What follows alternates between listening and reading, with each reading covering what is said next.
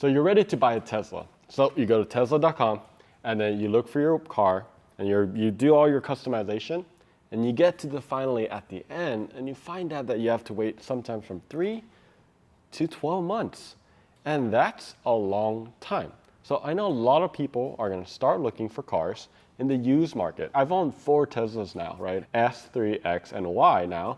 And I bought 2 new and 2 used. So this video is gonna be a 3-part series about buying a used car and what your options are. So we're gonna explore the dealership model where we're gonna find a car and then we're gonna teach you how it works and what that process involves. And then we're also gonna do the private party where typically it's through groups or just friends, family, whatever that looks like. And lastly, we're also gonna be talking about buying it from Tesla.com. So let's get right into it. When you think about a dealership, oftentimes there's a negative connotation to it, right? You kind of think about that sleazy salesman that comes to you and tries to get a few bucks from you. And that's changing in some aspects, but it's still traditional in ways. So I want to go over some of the pros and cons of the dealership. And the big pros is that dealership is a full service model, right? Meaning that they typically have trade-in capabilities, they have financing capabilities, and there's actually an incentive to go financing because they get a percentage if they sell the financing to you as well. It's not always about buying with cash. Typically the cars tend to be more retail ready, mainly because they have more, I guess they do typically have like a service station there, so they have some capability. This can also be a con because that doesn't mean they have Tesla capability. So sometimes they'll like try to fix things that they probably shouldn't and they could really mess it up. But oftentimes, they do have it vacuumed, cleaned. They have a detail service there. There are sometimes room for haggling, trying to get a good deal. Sometimes the dealerships may not know necessarily what they're selling. They might be like, oh, it doesn't have FSD. And I found that sometimes it does have FSD, right? And, you could get a good deal because it has those added features. When it's local, it's nice because you could actually go there and look at the car yourself, look at the conditions. Whereas like Tesla, and like private parties, sometimes it's a little too far away. In Tesla, there's no pictures as well. And dealerships typically now, they're competing at a national level, right? Back in the day, like not too long ago, like the internet dealership wasn't that big of a deal. So they're trying to get volume, going through as many cars as they can on a monthly basis because that's their model. That's how they're gonna be making money. There's a lot of dealerships nowadays that are kind of changing their model a little bit, right? Especially now that a lot of places are kind of adopting that Tesla model where you kind of buy online and then you just pick it up or they get delivered. It's a very simple process. And then, like Carvana, CarMax, Vroom, all these guys are coming in. And there's also like traditional dealerships that are kind of calling themselves undealership, and then trying to create a better experience. So I think that is a pro as far as like how the market is adapting to that. So let's talk a little bit more about the cons because there's a lot too, right? One of the biggest con I think is going to be dealer fees. You can go from like $499 to $1,000. A lot of times, not only do they add the dealer fees, they'll add other fees that are unnecessary. So for example, I've had an experience where they added some sort of a vehicle interior protection, and I did not ask for it at all. It was $999, and literally they just sprayed something inside, and then they added $1,000. The other con is going to be the fact that, I talked about it as a pro, but the con is also the fact that they don't understand the cars that well. So when you actually call them, they may tell you, yeah, it has FSD. And then you come all the way there and then you realize that it doesn't have FSD. And that could be a really, really big con. They'll definitely try to add some sort of a warranty at the end. I would avoid that at all costs. And instead go with something like, typically Tesla warranty for the S and X is no longer a thing. But there are companies like XCare from Accelerate Auto that you can add Tesla. And then also dealerships, like something like AutoCentrics, for example, they also offer their own warranty that you can take it to a Tesla service station. So these are better warranties out there.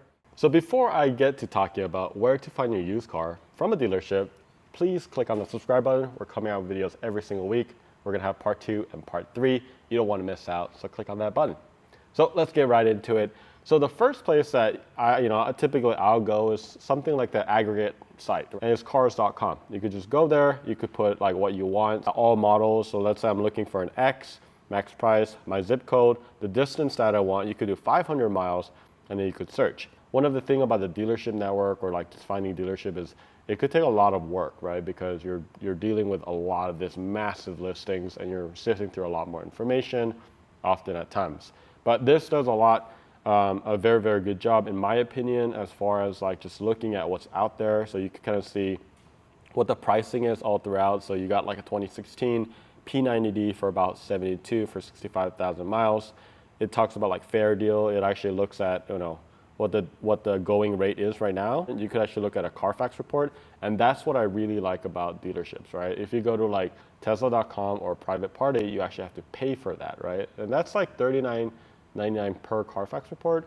I think it's like $60 if you do 3. But you keep doing that because you're going to be looking at a lot of cars. It's going to start adding up, right? So you got to keep that in mind. But you can see here that there's like 3 owners. There's no issues reported. It gives you kind of a report of like what happened, what they did. So it was in Murfreesboro and so on. So it gives you a lot of data. A couple of things that I look at when I'm looking at, for example, cars.com, it's going to be, okay, FSD, autopilot. Now it's called enhanced autopilot. Does it have the infotainment upgrade? Does it not? And what that means is like the infotainment upgrade, for example, for the X, if you have the autopilot 2.0 or 2.5, it's actually going to be a $2,250 upgrade. And other things like, for example, like the 6-seater is a $6,000 upgrade. So if I have a 5-seater and a 6-seater for a Model X, I'm going to be leaning towards a 6-seater, right? So cars.com is a really good starting point, I think. So I use this to kind of find it, and instead of using it and putting my name and seller and all that here, instead I'll just go directly to their website and find their contact information and just give them a call during business hours. Auto Tempest is kind of similar. It goes through, so Auto Tempest actually brings together listings from cars.com, eBay, TrueCar, Carvana, everything pretty much. So it's a really good place to kind of find a lot of listings. That also means that you have to look for a lot. So I'm gonna do the same thing as well in this case. Let's look at some of this stuff. It has autopilot convenience feature. So that's actually a very, very important one, especially if you're buying an S and an X. If it says autopilot convenience features, that actually means that it has a 1.0, meaning it doesn't have the side repeater cameras or the pillar cameras. And to me, that's pretty outdated, and I wouldn't recommend buying something like that. If I were to buy an older S or X, I would absolutely have something like 2016 and above with the newer autopilot function. So if it does have autopilot, typically it'll say something like autopilot, base autopilot, enhanced autopilot, or FSD capability. So those are the terms that I'm looking for here. Before you start the search, because this can get really, really difficult, go in with the idea of exactly what you want, right? And that will make your search so much easier. So when you see something that you don't want, boom, it's like, that's not what I'm looking for. And then you could also filter your search even more. So this is a really good way to start as well. So cars.com and Auto Tempest, and you really want to look into it. And then before you go, typically you want to just verify some of that information. And if they know that information, they can give it to you. If they don't, you might have to ask a few questions a different way and say, hey, can you go to the Model X screen and can you just like take a picture of the software? It'll tell you, what autopilot it has, what computer it has. Does it have the infotainment upgrade? Because if you can click on the additional information of the car, it'll show all that. So don't be afraid to ask for this before you go, especially if you're driving or flying in to a dealership to look at it. Going from, cars.com and Auto Tempest is I would recommend a dealership called Autocentrics. And this is really interesting because it's called The Undealership. They do mostly Teslas. They are an expert. And they're really cool because they have a lot of information and they know their Teslas really well. So there's not an issue about, do they know they have this FSD, does it not? And they have really good photos. So they even have like a 3D thing that you could kind of like walk around like this. So really, really neat. So you get a lot more visibility and high quality images. And you can see they put the photos here as well. So they know what people are looking for. So immediately they put the additional vehicle information as well right here because they know exactly people are going to ask for that question. And then you go there and then typically, again, they're dealerships so you can get finance. And one other thing that they'll have is, I kind of mentioned earlier about XCare, but Autocentrics also has their own warranty system. They really are a single service station where you can get that all done. And then they also have Carfax reports as well. That's a really good resource as far as finding cars, and then it's the same thing. You give them a call. In their case, you could actually reserve it, and then after that, you could value trade and get finance, schedule test drive. You could do that all in their website as well. So that's pretty much how you find a car. Take your time. Deals are gonna come and go. But if you feel like you found exactly what you want, I would definitely give them a call right away and try to get as much info. So I thought it'd be really helpful to kind of just call an actual dealership that's local to us. I've never called them. All right, so I'm gonna go ahead and put it on speaker. Hi, my name is G. I'm looking for I saw the Model X online, and I was interested in getting some more information. Okay, let me get you to one of our sales reps. One moment, please. Cool. So typically there's always going to be someone answering and then they link it to someone else like this. I saw online that you guys have a Model X in stock, and I just had a few questions regarding that car. Which one is it? I'm sorry. It's a 2016 Model X 90D. Do you happen to have a stock number by chance? Yep, I found it. It's 22524A. Okay. And what questions do you have about it?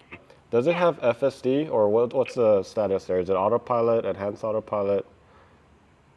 I will actually, since we don't have a sticker on this, I'm going to have one of my salesmen go and check for me if that's okay. Do you mind if one of them reach out to you? Yeah, you can text. And I think what Okay, I'm looking for is if you go to the car, you could actually look at the screen, and then in software, you just click on that and it'll show you that. And then also if you click on additional vehicle information, if I can get a photo of that, that'd be really important.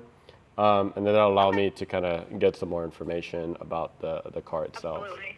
Okay. I'll have one of them call you shortly with more info about it and see what we can do for you. Awesome. Can I ask a few questions before I'll let you go? Yeah. So do you guys have what's the dealer fees for y'all? The dock fee? Yeah. What's the dock fee? I believe it's $5.99. And then are there any dealer add-ons that you guys do when you sell used cars? I'm pretty sure it's just the dock fee and taxes, Gotcha. title and tag. And what's the best method to pay? Is it typically going to be finances? Financing is probably the best way, or? Yes. You can do a credit app online to see if you can get pre-approved. And one last question: are you guys pretty firm with the price, or do you guys do negotiation as well? As far as you guys are pretty firm, you guys don't budge in the price, right? I know not on this vehicle because we haven't had one of these in a while, another Tesla. I appreciate it. Absolutely. And once you get the photos, you will confirm whether this car is worth visiting or not. And once you feel like it's good, the next question that you're going to ask the dealer is going to be, can I trade in my car? So for me, when I did this process, I actually asked Tesla how much they're going to trade in. Tesla offered me about $29,000 or so. Carvana offered me, I believe, only 27 or 28. And then Vroom offered me like 32,000. But then this dealer actually ended up offering me more than 40, the one that I got it from, right? So that's the kind of way that I would figure it out. For the trade-in, what's going to happen too is they're just going to ask for your VIN number. And typically, if you're going to have to drive a far ways, they'll give you an initial offer, right? How much do you think you can actually get? I typically ask for some sort of a document saying that it was promised X amount. Then you go to the dealer. And when you go to the dealership, if you are trading, what they're going to do is you're going to go look at their car, and then they'll take your keys and they're going to look at your car, right? If you are trading in, what you want to do during the inspection is you just want to inspect the hell out of this car. Keep in mind, when you buy a used vehicle, they aren't new. So you can't be as stringent or as crazy as our delivery checklist, right? We gave you 3 pages to look for, and the panel gaps, all of that, you cannot do that. But I'm looking for massive dents that I didn't know about, right? So I took a whole note down. So for example, if I look over my notes, there was a small incident, it looked like that, where someone had actually went up to a parking lot or something and went a little bit too far, and then the bumper was slightly damaged. The side door had that little dent right there.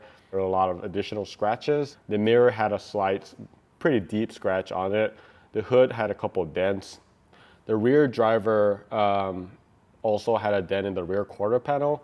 The seal on the Model X probably has to be replaced. There was a wheel that was completely warped on one of them. And then of course there's some interior issues, there's some door sill scratches. The overall quality of the car wasn't exactly what I thought. So for me, when I took it for a ride, I wanted to go to a supercharger because I want to go there in peace, really charge it up. And then I just, check the suspension, right?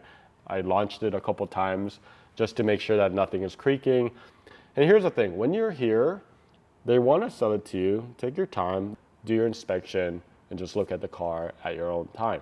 So once you inspect it and you have your list written, right, in your notes, you want to go back, and this is when you start haggling. Bring up the list. Oh man, I didn't realize that the car was this kind of condition. It's like, look, man, I got to fix this up. Can we do better? And they'll have to go to their manager or the GM or someone, and they'll ask, depending on the level of the salesperson they are, right? They'll come back to you. They'll say no. And then, I think we went back and forth several times, and then eventually they're like, all right, we'll do the deal, right? So that's kind of, it depends on how much you want to negotiate. Sometimes you don't want to go deal with that, but just know that, don't be afraid to ask, right? Because the only thing they can say is no. There's definitely a lot more mind games in this process. So you definitely get worn down. And on top of that, like after you buy the car, it's not as simple as like Tesla where you just like drive the car and then you leave. It's like you have to do the paperwork and you have to wait. And I mean, I actually was there at the dealership for like 4.5 hours. If you're there, like don't just sit. I would honestly, like, one tip is to just walk around a little bit, get your blood flowing, and then drink water. Don't try to deplete yourself, but go there prepared, because they're probably going to be doing a lot of these dealer tactics with you as well. So after going through all that and you're happy with the deal that you're getting, the trade-in value that you're getting, the next step is going to be making the payment. So if you have financing and you did it with them, it's going to be a lot easier. You sign a few papers. If anything, make sure you avoid the extended warranty unless it's at a very like Tesla-centered or Tesla-esque warranty or dealership that you're going to. This section of the video is long, and it's long for a reason. It is a long process. And honestly, when I was going through this process, I forgot how easy Tesla had made it. I mean, literally, I remember the last car that I picked up, which was a Model Y. I went there, and the keys and everything was in the seat, and then I left. I mean, it literally took I think 20 minutes or something, right? Whereas here, it can be pretty brutal, right? So once you're done and you avoided the warranty, the extended warranty, you can finally get your car, enjoy your car, and get the heck out of there. For people who want to trade in their vehicle, who want to finance, also people who are not, are comfortable standing their own ground with a negotiation. For people who kind of get anxiety or anxious about these things and kind of just saying yes to everything, I would highly not recommend it, because you can kind of get pressured into purchasing something that you really don't need. And lastly, I would highly recommend, if this is your first Tesla, maybe this is not for you. But if you do know the Tesla really well and you're familiar with the functions and what to look for and what the value is, and you know which questions to ask, this is not a bad option. So hopefully that helped. Thanks for watching. Subscribe below. If you have any questions about dealer, or share your experience about your dealership, right? Let us know in the comments below. We're gonna cover a lot more in part 2 and part 3. So again, subscribe, and we'll see you in the next series.